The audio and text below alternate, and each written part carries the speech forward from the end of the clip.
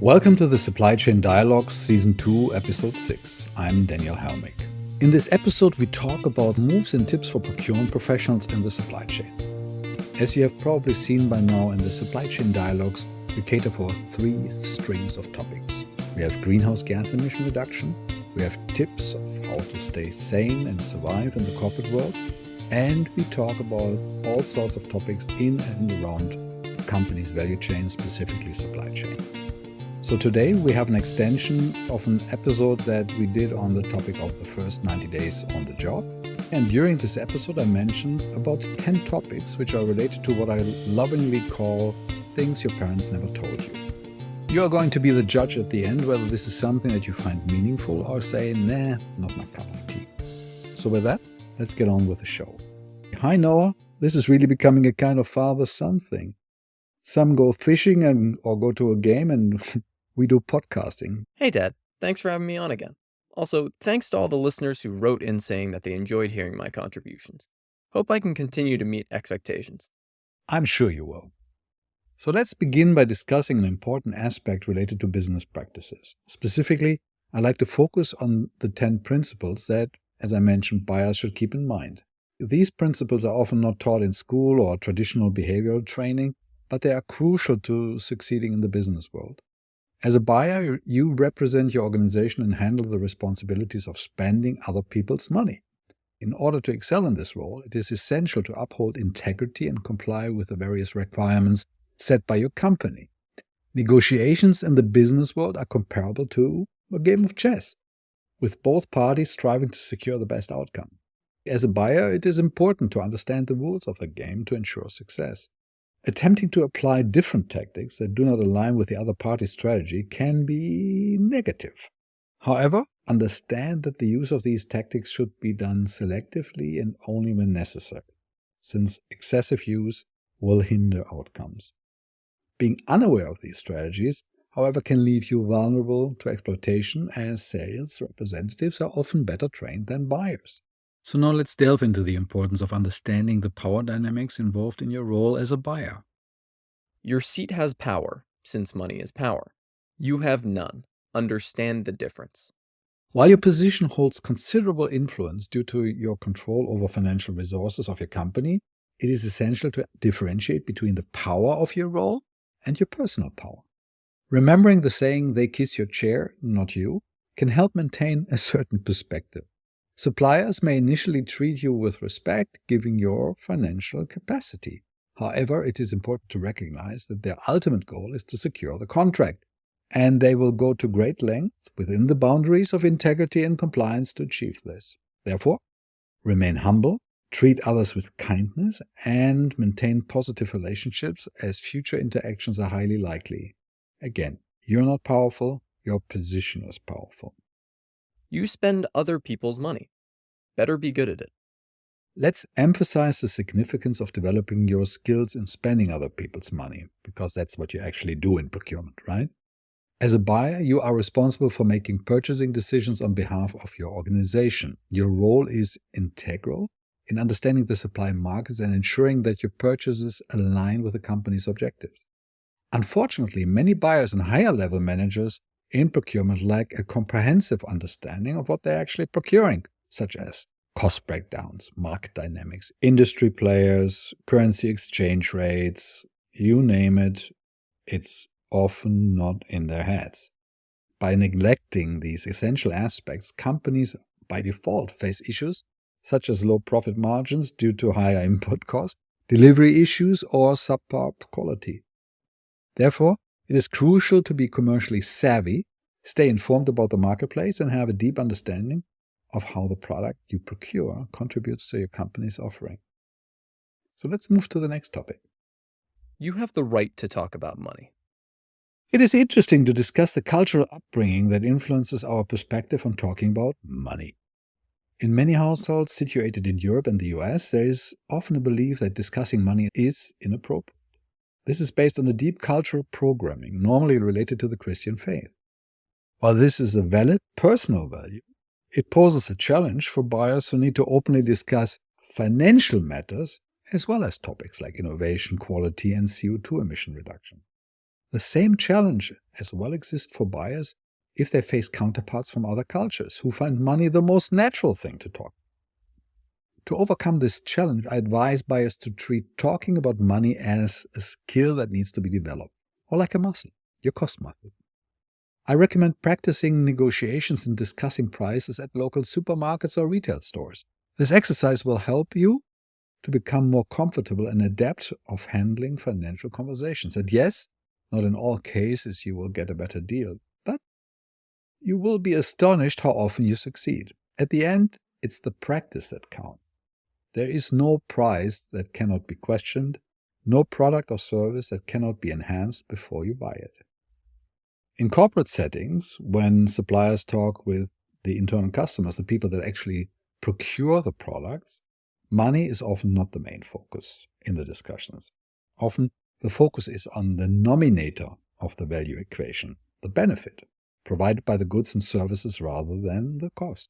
As buyers, it is our responsibility to bring the financial aspect into consideration or the denominator of the equation.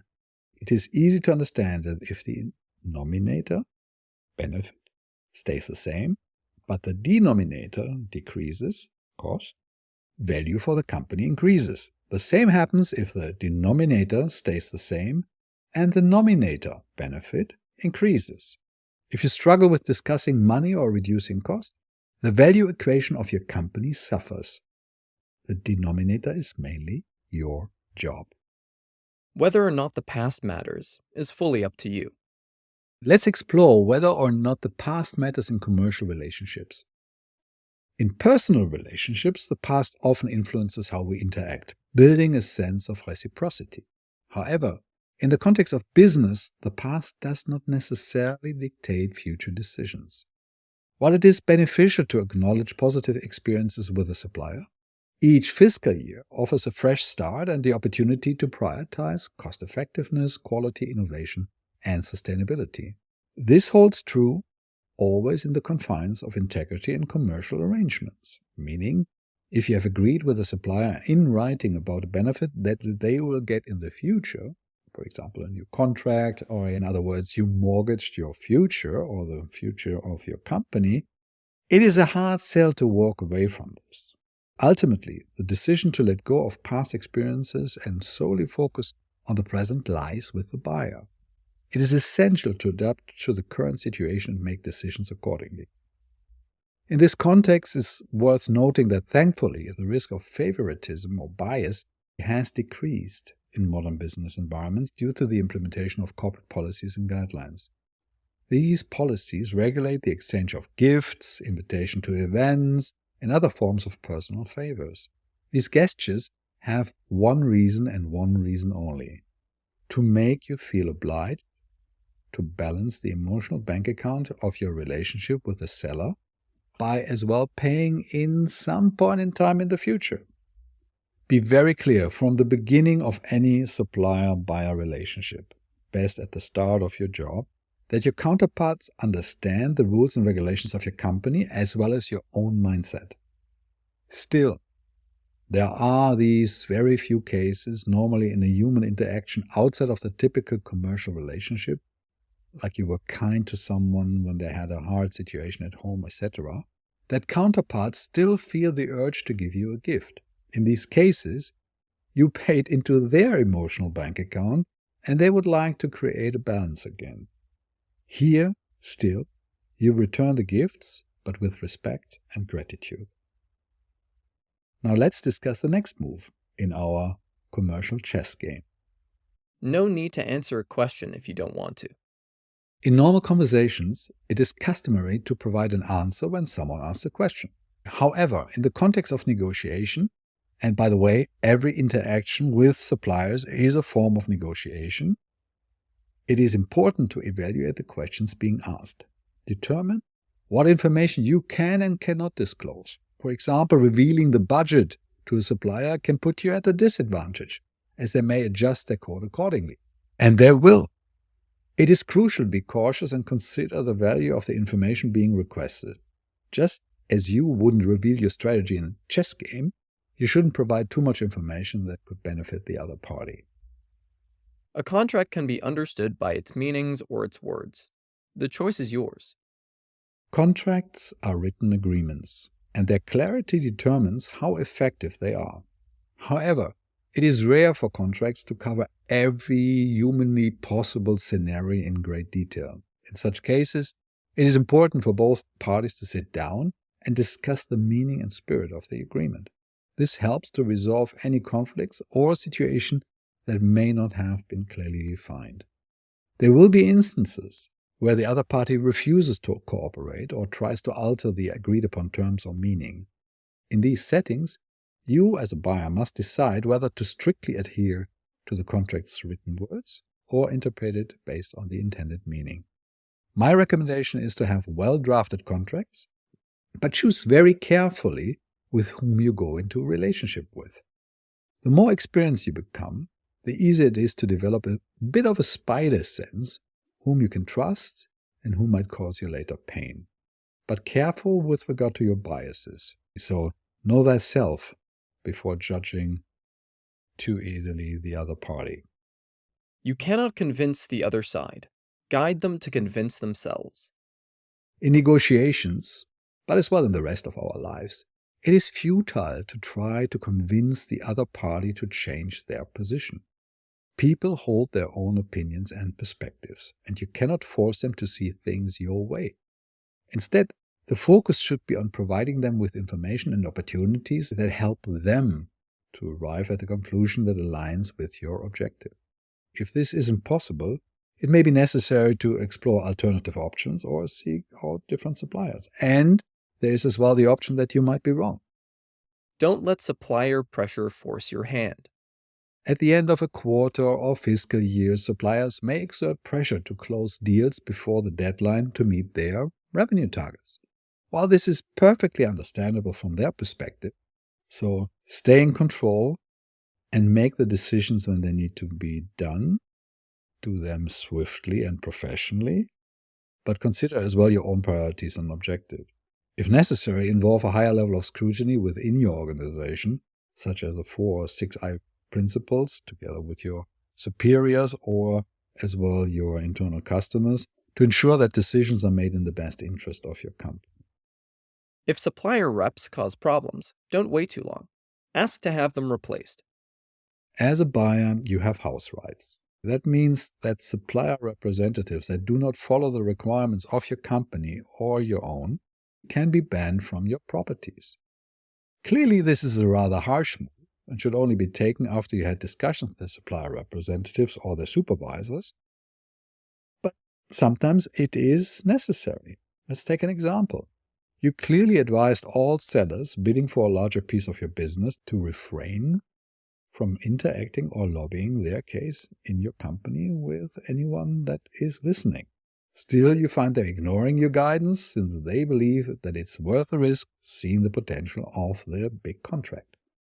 This is a clear breach of trust, and in my world would count like 2 yellow cards in a soccer game. So next you get the red card and are out of my company. We often forget our position in a company and what our job is. In this case, the buyer has to ensure that the supplier gets a professional interaction corridor, but as well protect the internal customers who mostly are not trained in the art of commercial negotiations, which could lead to being played for the detriment of your company's value equation. Get rid of suppliers who are unwilling to change. In many companies, long-term supplier relationships resemble an old couple who have never had the courage to part ways. Consequently, internal customers tolerate subpar performance due to the fear of consequences and the additional work involved in finding a new supplier. Often as well, imbalances in the emotional bank account created over time affect the overall dynamics. As a buyer, it is crucial to objectively evaluate these relationships and ask yourself some tough questions. Are there other suppliers out there who offer similar or better services? Perhaps these suppliers have evolved over time and were not available at the time when the first contract has been drawn, and now present a better alternative. Is the value equation still favorable in terms of benefits and cost? If not, you need to proactively explore alternatives that the internal customer can adapt to without a breakdown and too much work. Suppliers who would like to get in invest normally heavily in the initial ramp-up stage to make it easier for their new customers to work with them. There are instances where supplier relationships turn sour due to significant issues related to quality, compliance, etc. Such issues can have a severe negative impact on your customers, hence your own revenue, and your rapport with regulators. In these situations, it is necessary to treat the supplier as if they are no longer available or the materials and services are unavailable as such. Think about the remarkable accomplishments we achieved during the COVID pandemic when faced with unprecedented challenges.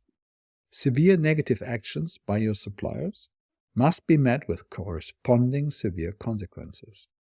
Now let's discuss the final point. Never be satisfied. There is always a better partner out there. Please know that this advice is purely commercial, no dating advice. It is common for procurement professionals to feel content after successfully completing a good deal.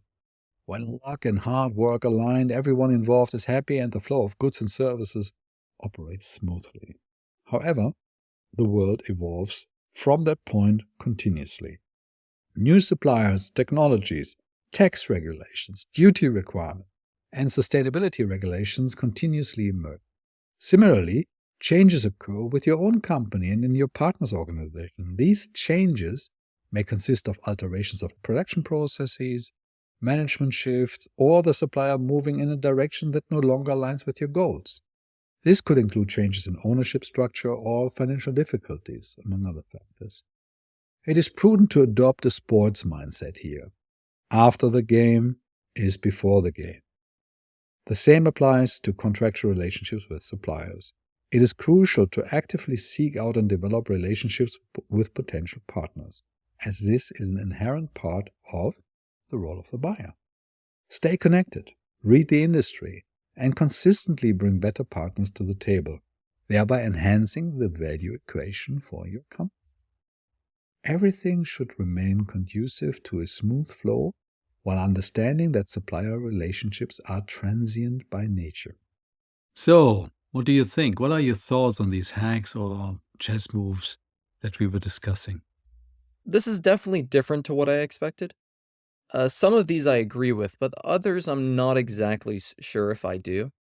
Of course, if these lead you to better results and that's all you're after, go for it.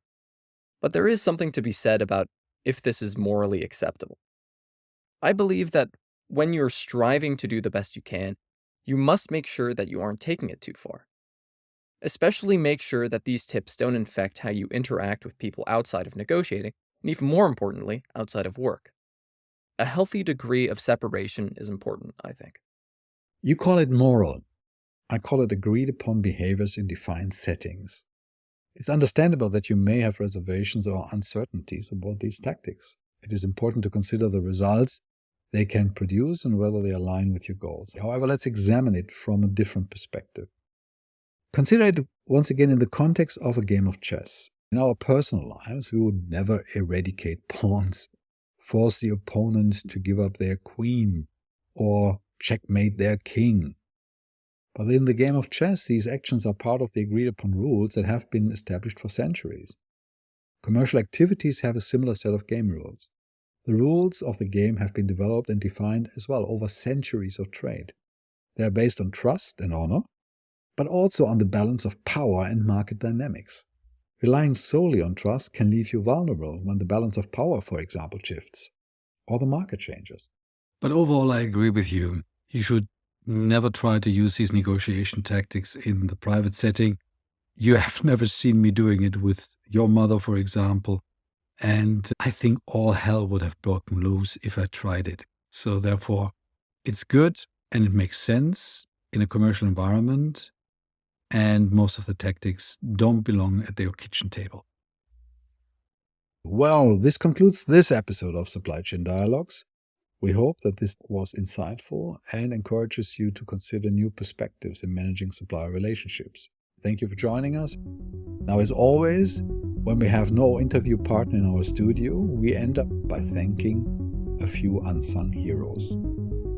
Today, I like to talk about 3: Detlef Milverstedt, Birgit Fuchs, and Maximilian Staudinger, formerly or still employed with Infineon Technologies. When I joined Infineon, the semiconductor company in Europe in my view, it was fascinating to see that the brilliance of people working in engineering and manufacturing was matched by highly educated and equally brilliant people in the commercial functions, specifically as well including procurement. So here I was, the guy with 20 years of global experience in automotive industry, or mechanical and software engineering industry, if you would like to name it like that, finding ways to now add value in this very different industry. While markets were the same, they were as well global, but the interaction with procurement and the rest of the company was very different to what I was used to. So it became very quickly clear that the automotive procurement theory could be applied as well to this industry, but the style and the interaction with players in the company needed to be adapted towards the methods I brought in. Here, Detlef and Birgit were essential, both at that point in time brilliant masters of business with more experience than I had in the inner workings headsets of Infineon, which was a spin-off of Siemens, and at that point in time still rich with Siemens guidelines and principles. They did a fantastic job to translate and enrich the methodologies I brought into the company into a structure that was digestible and exciting for colleagues not only in procurement, but as well in engineering and manufacturing.